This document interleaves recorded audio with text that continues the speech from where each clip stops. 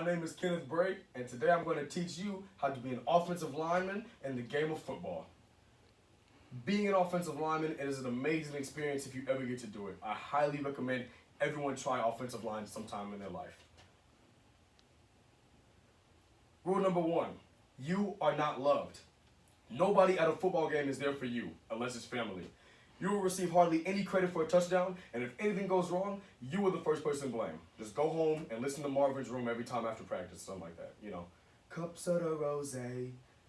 Rule number 2, you protect the QB at all costs. Quarterback is the closest thing to God when it comes to football.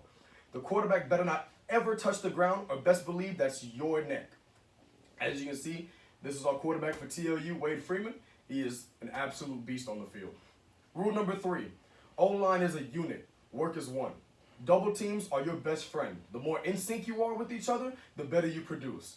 This is by far the greatest offensive line in the history of the NFL, the Tennessee Titans. They work together and they always produce to block for their running backs and quarterbacks. Rule number 4, you are not fast.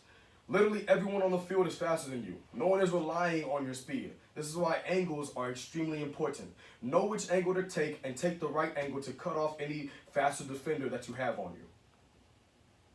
Rule number 5, diet, never heard of her.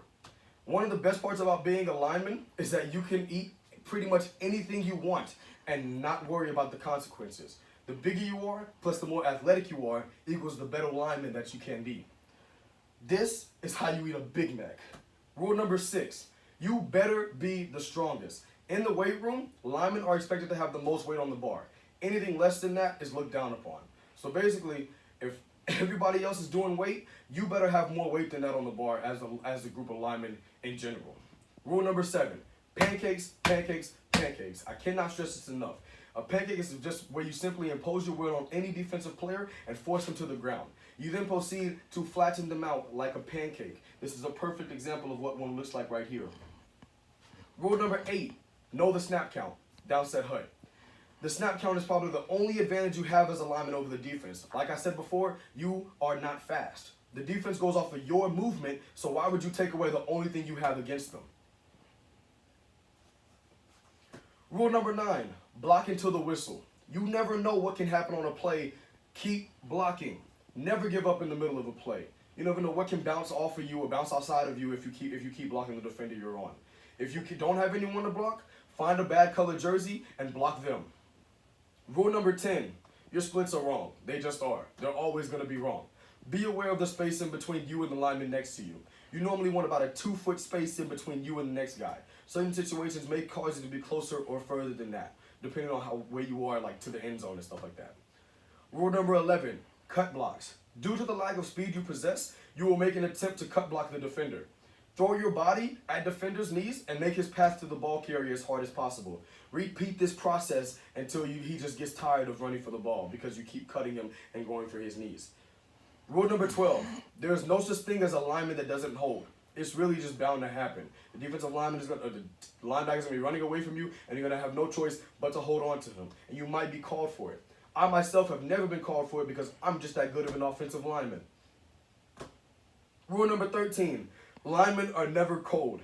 Our BMI is much, much larger than the average human being. Because of this, the only thing that we wear are hoodies and shorts. This is seen through all linemen, and this is a perfect example of what a uniform lineman looks like. Rule number 14, hold your water. One of the biggest problems of O-line is false starting or moving before the ball is snapped. You'll hear some of the older coaches saying, hold your water, or just don't move before the ball is snapped. As you can see here, everybody on the offensive line moved before the ball was snapped. Rule number 15, violence is key. Offensive linemen have to be some of the most violent characters on the field. D linemen are big, dumb animals, and it takes violence to stop them. So unless you stop their charge, they're going to keep charging up the field and make you look bad as an offensive lineman. Rule number 16, keep your shoulders square. One of the worst things you can do is turn your shoulders. The moment you turn your shoulders, there's somebody else rushing this gap to make the tackle behind you. Then you won't be able to get off and block them. That's one of the worst things you can do. As you can see here, anybody can fill these gaps and make the tackle. Linebackers are your worst enemy, coming in at rule number 17. Linebackers are fast enough to keep up with the wide receivers and DBs, but strong enough to take on us offensive linemen. Their only goal is to make you look bad. Don't give them that opportunity. And remember, I said know your angles and cut them off before they can make the tackle. Rule number 18, perfect the little things. We don't move very much as an offensive lineman, so it is extremely important that your stance, your first step, and your second step are extremely important to take a position on the defensive lineman or the linebacker. This is very important as an offensive lineman. And the most important rule is have fun.